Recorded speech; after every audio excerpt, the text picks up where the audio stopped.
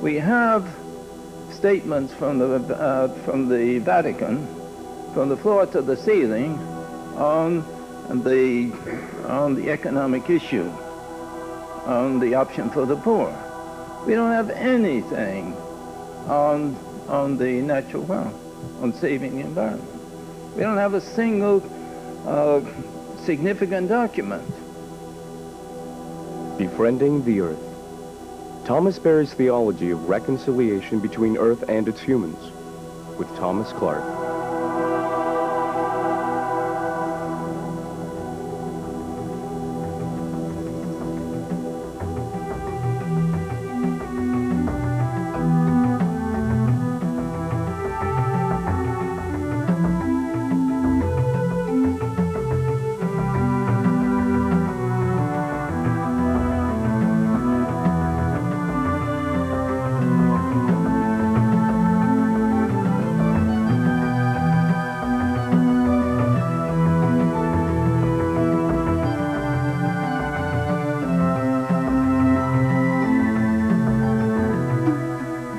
Series featuring Thomas Berry and Thomas Clark in dialogue at the Holy Cross Center for Ecology and Spirituality with host Don McDonald. Exactly what is the human position in the natural world? At the top, the only beings with souls, there to tame and exploit nature, which historically has been thought of as chaotic and a threat to human existence? With Thomas Berry's new theology for the ecological age, we have another view, a radically different one. The human is not the only being with a soul.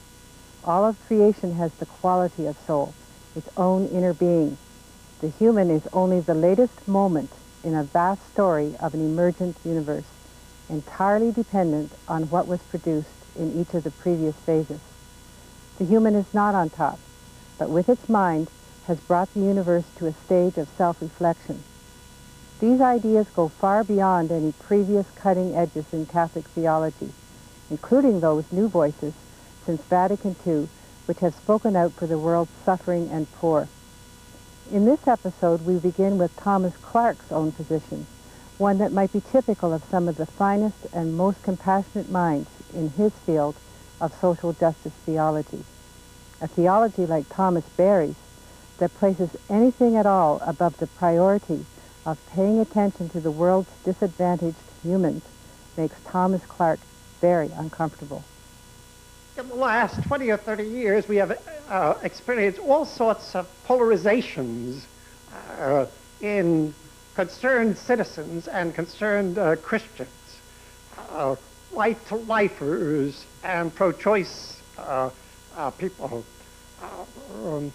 people in peace and justice ministries, and people whose spirituality has been a spirituality of personal development. And I think one of the incipient polarizations that we really have to deal with is the polarization between people devoted to the ministries of peace and justice and people who have been caught with the ecological spirit. And I think that that needs to be a very crucial aspect of ecological dialogue. I'd like to kind of throw out here for our reflection a version of it, which could suggest that the key ecological option is the option for the poor. Let's see if it floats. Let's see if anyone salutes this flag as I put it up there. First of all, the option for the poor is God's option. That when we listen to the ways of our God in the Judeo-Christian tradition, you have this bias toward the poor. When our version of what's happening in the universe is informed by this notion of the option for the poor, we can see something which is a recurring motif in sacred history. God's way of dealing with evil. Augustine has the statement that God chose not that evil should not exist, but that he should draw good out of evil. And the massiveness of evil, in the whole history of the universe, and particularly in what humans have done to the other species of the earth. No elaboration. The aspect that I would draw out here from that is the awful waste of energy, the gift of God given to us to use our energies of reflective consciousness to promote the common good of the universe and of the planet. Just reflect on what we have done and what we are doing with those energies. But in the Christian vision of things, no matter what evil we have done, no matter how badly we have behaved, that what's going on in history is the overcoming of this awful waste of our human energies through God's redemptive action in our work. I've tried to suggest elsewhere that the heart of poverty is cultural disparagement. I can't elaborate on this, but the denial of dignity. One human group saying to another human group, you have no worth, or you have lesser worth. And my suggestion has been that the basis of that kind of cultural disparagement is not always material privation, but that it can be race, it can be sex, it can be sexual orientation, it can be, say, the status of the laity in the church as it has traditionally existed. So cultural disparagement as the denial of dignity constituting the heart of poverty, and therefore the option for the poor, God's option for the poor, consists in the reaffirmation of the dignity of the poor, the dignity of the disparaged. And beyond that, the recognition that there is a special power in the poor to promote the common good. I think that's part of this biblical insight. It's not just that we're called to be compassionate toward the poor, but there is the recognition that in this very mysterious, most crazy way of God, that the power for the redemption of humanity has been placed within the poor.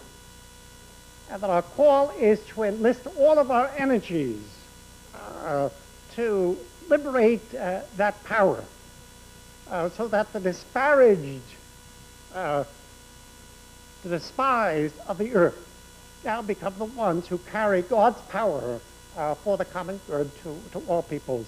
Now, the point here is that that notion, which has been limited to the human species, now coming into contact with the ecological movement, with the new cosmology, and this was Jane's suggestion, that we now look at the cultural disparagement which we have been directing towards the other species of the earth.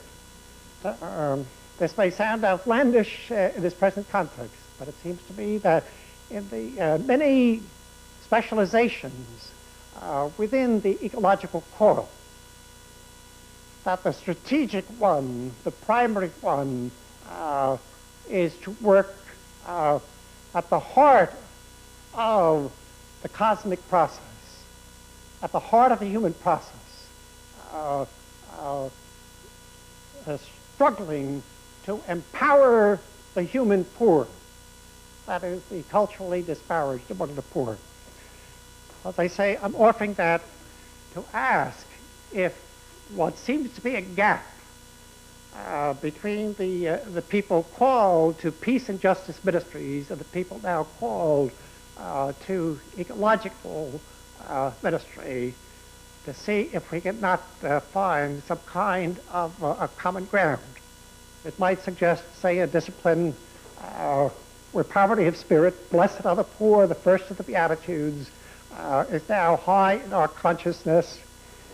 A spirituality which is focused not on material survival, but focused on dignity. As long as we have life, whether we're going toward life or going toward death, our call is to honor not only human dignity, but the dignity of this community of Earth.